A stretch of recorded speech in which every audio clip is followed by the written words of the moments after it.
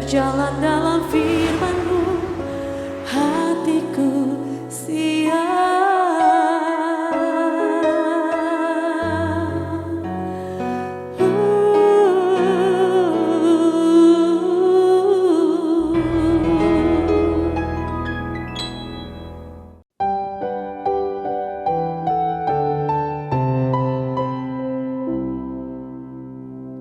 Salam, lover yang dikasih oleh Tuhan Yesus, apa kabar semuanya? Kiranya dalam keadaan sehat, diberkati Tuhan, dan bersuka cita untuk memuji dan menyembah Tuhan malam hari ini. Saudara-saudara, apapun pergumulanmu, Tuhan peduli. Apapun masalah yang sedang terjadi, saudara tidak pernah ditinggalkan oleh Tuhan. Oleh sebab itu, mari kita membawa semua pergumulan kita. Kalau saudara sedang susah hati, saudara sedang berbeban berat, ingatlah selalu apa yang Tuhan Yesus telah katakan kepada kita. Marilah kepadaku semua yang letih lesu dan berbeban berat, aku akan memberi kelegaan kepadamu. Puji Tuhan. Saudara-saudara, mari kita hampiri Dia dengan pujian penyembahan kita. Mari kita bawa semua pergumulan dan beban berat kita kepadanya. Kita berdoa. Bapa di surga, kami ucap syukur karena kami boleh membawa semua permasalahan kami kepadamu, dan Tuhan berjanji akan memberi kami pertolongan, memberi kami kelegaan. Tuhan, apapun yang sedang terjadi dalam hidup kami saat ini, kesusahan hati kami, kelelahan kami, perasaan frustasi kami, tertekan dengan keadaan yang terjadi, bahkan sakit penyakit kami bawa kepadamu Tuhan. Kami sangat percaya ketika Tuhan menjamah, ketika Tuhan bekerja, maka kami semua akan mengalami kelegaan, ada kesembuhan, ada kekuatan yang baru, ada semangat yang baru yang kami akan alami. Bapa, kami juga membawa kurban syukur di hadapan-Mu, pujian penyembahan yang terbaik kepadamu. Engkau layak menerima segala sesuatu yang terbaik dalam hidup kami. Dalam nama Tuhan Yesus kami berdoa. Amin.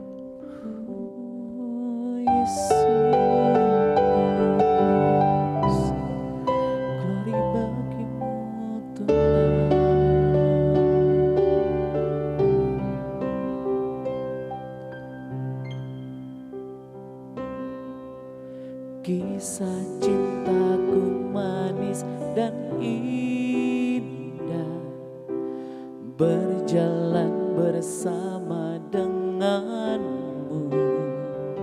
Sungguh bahagia, betapa indahnya.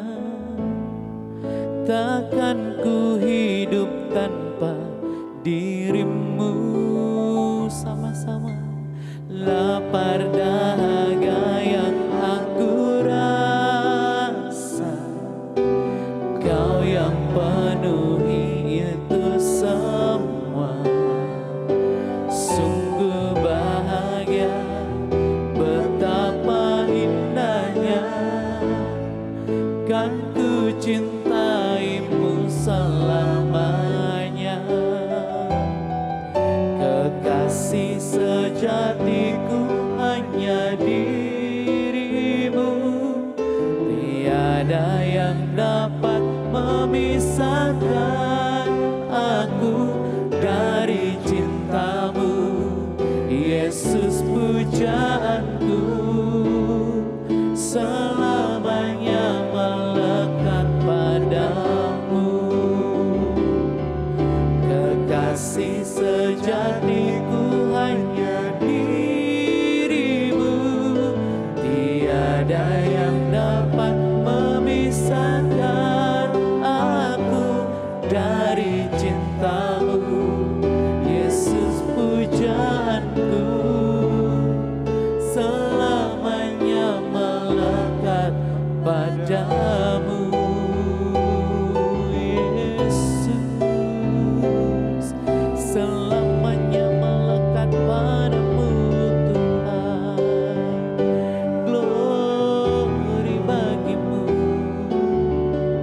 Kau yang layak terima pujian. Sebab Kau kekasih jiwa kami Tuhan, sebab Kau puji pujaan kami Bapa,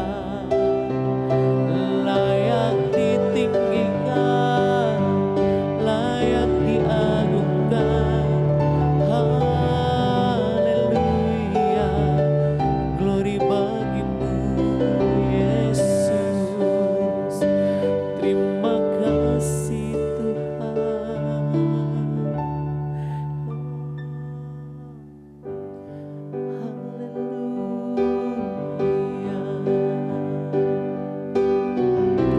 And all my life you have been faithful.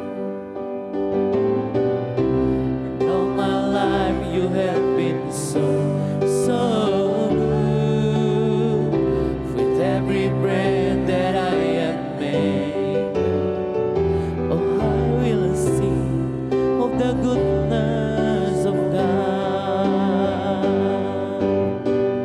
And all my life you have been faithful. And all my life you have been so good. With every breath that I am made, I will sing of the goodness of God.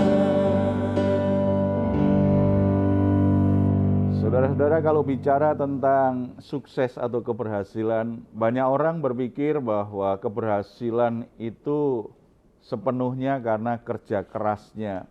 Atau ada yang berkata mungkin itu faktor keberuntungan. Saudara-saudara, kalau kita bicara keberhasilan dalam konteks diberkati Tuhan, jadi keberhasilannya karena berkat Tuhan, tidak melulu karena kerja keras. Karena kita ketemu dan melihat ada begitu banyak orang yang kerja keras, tetapi tidak berhasil hidupnya. Ada orang yang begitu mati-matian bekerja, tetapi tetap kondisinya biasa-biasa saja. Jadi kita bisa simpulkan sebenarnya kalau kita bicara sukses atau keberhasilan dalam konteks itu diberkati Tuhan, kerja keras bukan segalanya.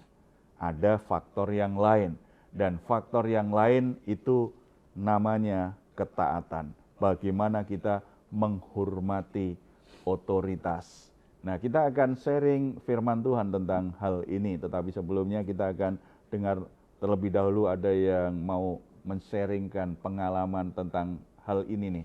Pentingnya kita tetap bisa menghargai otoritas, menghargai pemimpin, menghargai orang tua yang kita tunjukkan dengan ketaatan kita. Siapa yang mau berbagi? Mungkin saya Pak Pendeta. Ya. Jadi saya punya kasus seperti itu. Memang ada teman dan nggak hanya satu, ada teman-teman yang memang bersikap tidak nurut atau lebih kepada memberontak kepada orang tuanya, sering curhat juga sama saya, dan ternyata hidupnya mereka itu tidak damai sejahtera seperti itu Pak. Menderita, nggak hanya menderita dari sisi rohani atau mental, tapi juga menderita dari hidup secara keseluruhan. Nah, kalau seperti itu bagaimana ya Pak? Menghormati orang tua bagian ketaatan ya. Ketika itu tidak dilakukan jelas, ya orang bisa aja punya banyak hal. Tetapi kalau hubungan dengan orang tua bermasalah, pasti dia nggak akan bahagia. Dia akan bermasalah. Apalagi kalau dalam konteks hubungan dengan Tuhan. Tuhan berperkara secara khusus untuk orang-orang yang tidak menghormati orang tua. Karena menghormati orang tua itu bagian dari perintah Tuhan. Kalau bicara orang tua kan bicara kepemimpinan, bicara otoritas. Di situ ada yang namanya ketaatan. Ketika dengan orang tua tidak taat, biasanya juga akan mengalami kebingungan atau bahkan kesulitan, atau bahkan juga merasa tidak perlu taat dengan Tuhan. Karena orang tua punya otoritas, Tuhan punya otoritas. Ketika tidak punya rasa hormat, ketaatan akan sulit untuk ditumbuh kembangkan. Ketika tidak taat berarti tidak menghormati. Ketika tidak menghormati, pasti akhirnya melawan apa saja yang dia nggak suka. Demikian juga secara rohani biasanya. Kalau kita tidak menghormati Tuhan, kita tidak merasa perlu untuk mentaati Tuhan. Tetapi anehnya kita merasa nggak perlu mentaati Tuhan, tapi kita butuh berkat Tuhan. Kan tidak cocok ini. Harusnya kalau kita mengharapkan berkat Tuhan, kita juga harus belajar menghormati Tuhan, mentaati Tuhan. Kalau gitu sebenarnya ketaatan itu yang seperti apa sih, ketaatan yang membawa berkat? Itu kayak gimana sih Pak sebenarnya? Kita akan coba lihat yuk, Keluaran ya. Keluaran pasal 39. Keluaran 39 ayat 32 sampai 43. Kita baca dulu ayat 32. Demikianlah diselesaikan segala pekerjaan melengkapi kemah suci, yakni kemah pertemuan itu. Orang Israel telah melakukannya tepat seperti yang diperintahkan Tuhan kepada Musa. Demikianlah mereka melakukannya. Ketaatan kepada Tuhan itu harusnya tepat seperti yang Tuhan perintahkan. Kita sangat menghormati otoritas Tuhan, makanya kata-katanya, perintahnya kita perhatikan betul. Bukan hanya menurut pikiran kita sendiri. Kita itu kadang-kadang kan jadi orang sok pinter. Orang tua kita perintahkan apa, lalu kita terjemahkan dengan pikiran kita sendiri karena kita anggap orang tua kita lihat kurang pinter. Kita lebih pinter dari orang tua kita. Kadang-kadang kan begitu kan. Kita semua pernah jadi anak-anak, terutama ketika masa-masa remaja tuh. Kita sok pinternya luar biasa itu. Apa saja yang diperintahkan orang tua, kita koreksi, kita terjemahkan sendiri. Lalu kita ubah. Alasannya kita merasa lebih ngerti. Orang tua, nggak salah ini nggak terlalu benar ini. Kita terjemahkan sendiri. Tidak. Taat kepada Tuhan itu kita benar-benar selaraskan ini pikiran kita. Kita coba pahami apa yang Tuhan perintahkan ya. Posisi kita adalah posisi yang di bawah. Kita menghormati otoritas. Sehingga perintahnya benar-benar kita perhatikan. Ada yang pernah jadi paskibra, belajar baris berbaris ya. Nah, selalu ada pemimpinnya ya, ada apa itu, komandannya ya. Ya. Nah, pernah kan? Komandannya bicara apa diperhatikan tuh. Suruh berhenti. Suruh jalan di tempat. Suruh belok kanan gitu kan? Diperhatikan betul. Pertanyaannya, apakah yang memimpin barisan selalu lebih pintar dari anggotanya? Kan tidak. Cuma siapa pemimpinnya? Pemimpin barisannya. Apakah umurnya selalu lebih tua dari yang dipimpin? Enggak juga, kadang-kadang yang memimpin justru paling muda. Posisi pemimpin itulah yang mesti didengar. Itu namanya menghormati otoritas. Tuhan itu punya otoritas paling sempurna dan yang paling utama dalam hidup kita. Kalau ingin kita diberkati Tuhan, belajar taat sama Tuhan, hormati perintahnya, perhatikan betul, Tuhan maunya kita kemana sih? Tuhan maunya kita lakukan apa sih? Jangan merasa jadi orang Kristen yang sok tahu. Bahkan kita berdebat dengan Tuhan. Jangan coba-coba berdebat dengan Tuhan, sepertinya kita lebih tahu dari isi Alkitab. Memangnya Alkitab ini yang menulis siapa? Penulis Alkitab yang diilhami Roh Kudus. Sementara banyak orang Kristen kadang-kadang berdebat dengan Tuhan, dia tafsirkan sendiri isi ayat. Sepertinya dia lebih tahu isi Alkitab lebih dari Tuhan. Memang luar biasa orang Kristen ya. Tetapi ini yang membuat banyak orang Kristen akhirnya tidak mengalami berkat Tuhan sebagaimana harusnya. Pak, mungkin ini agak melenceng dari itu. Berbicara soal ketaatan. Iya. Tapi kalau dia nyaman dengan Ketidaktaatannya. ya, ketidaktaatannya, salah satu misalnya dia kan sangat menyakiti orang tuanya ya, terutama ibunya yang saya tahu. tapi merasa dia nyaman di situ. Kalau dia merasa benar dan dia tidak tahu kalau hati orang tuanya itu terluka. Gimana tuh Pak? Itu tadi karena dia merasa lebih benar kan? Itu yang sok pinter tadi kan. Semua konflik, semua pemberontakan, semua perlawanan itu dimulai dari pertama, merasa diri lebih pinter, lebih benar, lebih tahu. Makanya dia berdebat. dia coba melawan. Kemudian ketika ada perbantahan, egonya mulai menguasai. Aku tidak boleh dianggap bodoh, aku nggak mau kalah. Akhirnya semakin melawan. Terjadi konflik. Semakin diingatkan, akhirnya marah. Karena kalau sudah bicara tentang egonya, itu yang muncul adalah kesombongan dan kemudian emosinya itu kemarahan. Selalu merasa dirinya benar. Nah, makin lama ketika egonya menguasai dirinya, dia mengeraskan hatinya. Pokoknya aku yang benar, kamu salah. Nah, kaitannya dengan orang tua begitu. Akhirnya kalau dia sudah memposisikan diri sebagai orang yang paling benar, itu tempat nyaman itu. Karena kita aja ya, kalau kita merasa di tempat yang benar, itu kan nyaman kita. Kita tidak mau berubah. Orang lain yang harus berubah, ngikuti apa yang aku mau. Durhakanya kalau itu anak terhadap orang tua. Itu kan namanya durhaka itu. Enggak seperti itulah. Jangankan zona nyaman dari sisi pemikiran dan dari sisi ego.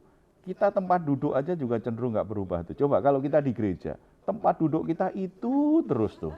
Itu jadi tempat duduk keramat bagi kita itu. Orang lain nggak boleh duduk di situ. Kita nyaman di situ. Sudah kita ambil posisi tepat di situ kan, gitu. Manusia cenderung nggak mau berubah ketika nyaman. Nah, kalau orang merasa sudah menang, posisi yang benar, posisi di mana dia lebih kuat, dia tidak mau berubah. Dia nyaman di situ. Kenyamanan tidak boleh jadi ukuran itu benar. Seperti berdosa juga lah. Awal-awal kita berbuat dosa, rasa bersalah, gelisah kita. Misalnya ada seorang suami yang berselingkuh. Awal-awal rasa bersalah, rasa berdosa, gelisah. Tidur bersebelahan dengan istrinya, nggak bisa tidur dia. Tetapi ketika itu dilakukan terus gitu, kegelisahannya makin lama makin berkurang. Dia habis selingkuh, pulang bersebelahan dengan istri, bisa tidur nyenyak. Istrinya yang nggak bisa tidur karena curiga. Bau tubuh suaminya kok berbeda. Itu nyaman. Dosa pun juga begitu tuh. Ketika orang melakukan terus-menerus, akhirnya nyaman. Tidak lagi ada rasa bersalah. Hati nuraninya mati. Makanya kita sebagai orang Kristen tidak boleh mengukur kebenaran itu hanya dari sisi nyaman di perasaan. Itu bisa menipu. Ukuran kebenaran adalah firman Tuhan.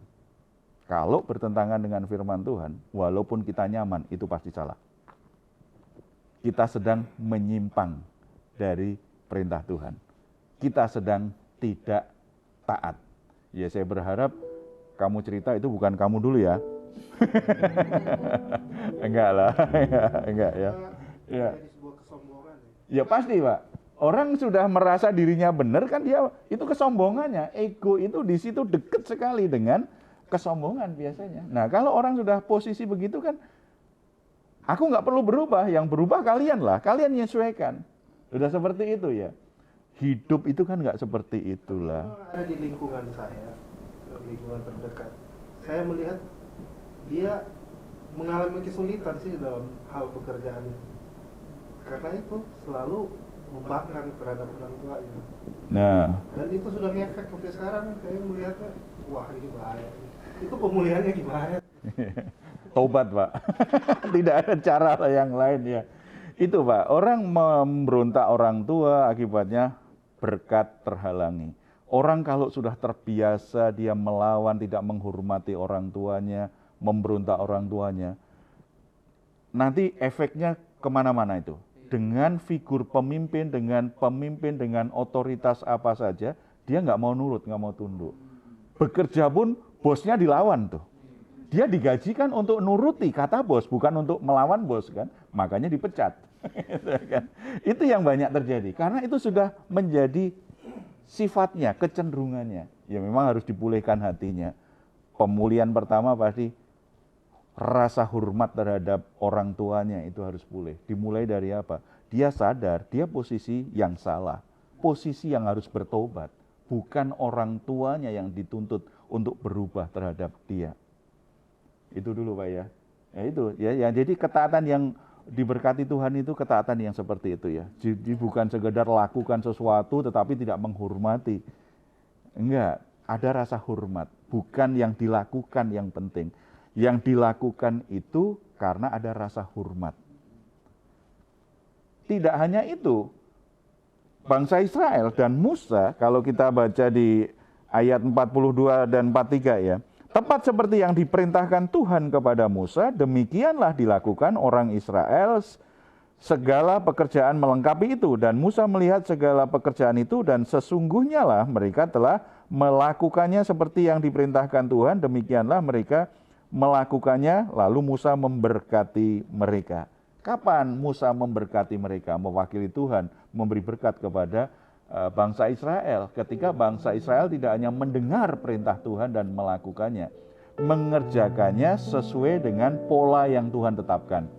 Orang yang taat kepada Tuhan itu tidak coba mengubah apa yang Tuhan rancang dengan berbagai alasan. Tidak. Pola yang Tuhan tetapkan, bait Allah, kemah suci itu semuanya kan dirancang Tuhan. Mereka mendengar kemudian melakukannya dengan rasa hormat, menuruti pola yang Tuhan sudah tetapkan. Tidak improvisasi sesuai dengan caranya sendiri karena merasa wah ini nggak bagus, ini bagusnya seperti ini. Nggak seperti itu. Karena Tuhan kan maha tahu. Sepandai-pandainya manusia, Tuhan pasti lebih pandai. Orang punya kreativitas, selera seni yang luar biasa. Tuhan maha segalanya. Ikuti polanya Tuhan. Dalam praktek hidup kita, di pekerjaan, di pelayanan juga seperti itu mestinya. Pola Tuhan apa? Misalnya di pekerjaan. Ternyata ketika kita bekerja, siapa yang gaji kita? Siapa yang memberkati kita? Berkat itu berasal dari Tuhan. Tuhan perintahkan apa? Kalau kamu bekerja, lakukanlah sepenuh hati seperti untuk Tuhan. Itu polanya. Bagaimana kalau bosnya itu menjengkelkan, menyakitkan? Lakukan sepenuh hati. Tidak ada alternatif lain. Kalau kita taat sama Tuhan, lakukan sepenuh hati. Itu polanya Tuhan. Seperti untuk Tuhan. Lalu ada perintah juga bagi anak. Anak-anak, hormati orang tuamu. Bagaimana kalau orang tuanya itu menelantarkan anaknya? Apakah perintah itu batal? Tidak pernah batal. Tetap orang tua dihormati oleh anak-anaknya. Anak-anaknya tetap belajar menghormati. Ini bagian dari mengelola hati, kemarahan, dan sakit hati memang. Tapi tetap perintahnya. Bagaimana caranya saya tetap bisa menghormati orang tua, padahal orang tua saya menelantarkan saya. Itu bagian dari proses perubahan hidup yang Tuhan kerjakan. Bukan berarti karena orang tuanya nggak bertobat, kita nggak menghormati. Tidak. Atau bagian yang sulit nih. Hei istri-istri, tunduklah kepada suamimu. Padahal suaminya pemabuk, malas kerja, kasar. Bagaimana? Apakah ada alasan bagi seorang istri untuk tetap tunduk kepada suaminya? Suami seperti ini pantasnya ditanduk, bukan kita tunduk, gitu kan? Tidak ada perubahan dari perintah itu. Berarti kita harus mengelola semua konflik hati karena punya suami seperti itu. Ketika kita melakukannya karena Tuhan. Karena kita taat kepada perintah Tuhan, karena kita ingin mengikuti pola Tuhan dalam membangun rumah tangga. Ketika kita lakukan bagian ketaatan kita dengan cara yang benar, Tuhan memberkati. Bahkan hal yang mustahil, suaminya bisa berubah, tetapi karena istrinya menempatkan diri dan berfungsi sebagai penolong yang benar bagi suaminya, Roh Kudus akan jamah dan ubah hati suaminya untuk bertobat. Taat itu urusan hati kita dengan Tuhan. Bukan karena orang yang kita hormati itu sempurna. Tidak. Karena kita mengasihi Tuhan, kita menghormati Tuhan, dan kita percaya yang difirmankan Tuhan itu pola hidup yang benar yang harus kita praktekkan. Ketika kita seperti ini, ketaatan kita mendahului berkat. Artinya kita mentaati, setelah itu berkat menanti di depan. Kita bersatu dalam doa. Bapa di surga, terima kasih karena Engkau menyediakan berkat dalam hidup kami semua, bahkan saat tidak terduga. Begitu banyak berkat Tuhan sudah kami terima, melebihi apa yang bisa kami bayangkan, melebihi apa yang kami butuhkan. Begitu banyak Tuhan sudah memberikannya kepada kami. Kami belajar satu hal saat ini, karena hati kami, Tuhan lihat hati yang penuh hormat kepadamu, mentaati Engkau Tuhan. Tuhan ampuni kami kalau selama ini kami tidak sungguh-sungguh menghormati-Mu. Kami coba berdalih, kami coba berdebat dengan-Mu ketika kami mendengar firman Tuhan. Kami cari pembenaran untuk tidak melakukannya. Dan kesimpulannya kami dengar saat ini, itu berarti kami tidak taat kepadamu. Sementara kami terus ingin diberkati Tuhan, sesuatu yang tidak benar sebagai orang percaya. Roh Kudus jamah hati kami semua, lembutkan hati kami semua, arahkan hati kami semua untuk sungguh-sungguh punya hati yang menghormati Tuhan, punya hati yang mau tunduk dan taat kepada Tuhan, mengerjakan segala sesuatu sesuai dengan pola Tuhan yang Tuhan sudah nyatakan kepada kami. Demikian juga hati yang taat seperti ini, kiranya Tuhan juga berikan di hati setiap anak kepada orang tuanya, setiap anak buah kepada pemimpinnya. Kami menghormati orang tua, kami bisa menghormati pemimpin kami, bukan karena mereka orang sempurna, bukan karena mereka tidak pernah berbuat kesalahan, bukan karena mereka tidak pernah menyakiti hati kami, tetapi kami melakukannya karena kami menghormati Tuhan, karena kami mentaati Tuhan. Kami sangat percaya ketika kami punya sikap hati yang seperti ini, Tuhan membela kami, Tuhan akan memberkati kami semuanya. Tuhan juga ajar kami untuk menjalani hidup ini, terlebih ketika bekerja, ketika kami membangun hubungan, kehidupan sosial kami, maupun pelayanan kami, rumah tangga kami, segala sesuatu yang kami kerjakan, kami senantiasa mengikuti pola yang Tuhan sudah tetapkan. Kami belajar untuk mengikuti, walaupun kadang-kadang kami masih belum paham sepenuhnya, tetapi kami sangat percaya firman Tuhan itu yang terbaik bagi kami. Firman Tuhan yang paling tepat untuk kami jalani. Roh Kudus, kuatkan hati kami untuk terus mentaati-Mu, mentaati perintah Tuhan. Seberat apapun kami tetap taat. Karena kami juga ingin diberkati oleh Tuhan. Karena kami menghormati dan mengasihi Tuhan. Terpuji nama-Mu Bapa, dalam nama Tuhan Yesus kami berdoa. Amin. Puji Tuhan, saudara-saudara tetap belajar punya hati yang taat apapun keadaannya. Supaya saudara terus diberkati oleh Tuhan. Kalau saat ini saudara sedang mengalami pergumulan-pergumulan yang berat, saudara membutuhkan dukungan doa, silahkan saudara menuliskannya di nomor telepon yang tertera di layar saudara. Tim doa kami akan mendukung saudara dalam doa, selalu percaya, selalu berharap Tuhan itu akan membuka jalan keluar yang terbaik. Selalu ada mujizat dalam kehidupan kita. Kalau saudara ingin memberikan komentar, silahkan menuliskannya di ruang komentar yang ada di channel Diaspora TV. Kami tunggu. Mazmur 4 ayat 8-9. Engkau telah memberikan sukacita kepadaku lebih banyak daripada mereka ketika mereka kelimpahan gandum dan anggur. Dengan tentram aku mau membaringkan diri lalu segera tidur, sebab hanya Engkaulah ya Tuhan yang membiarkan aku diam dengan aman. Puji Tuhan, selamat malam, selamat beristirahat. Tuhan Yesus memberkati kita semuanya. Salam.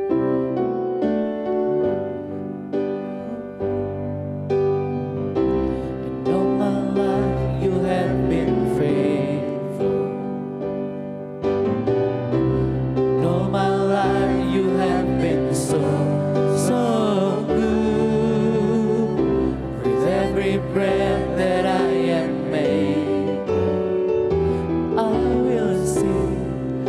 teguh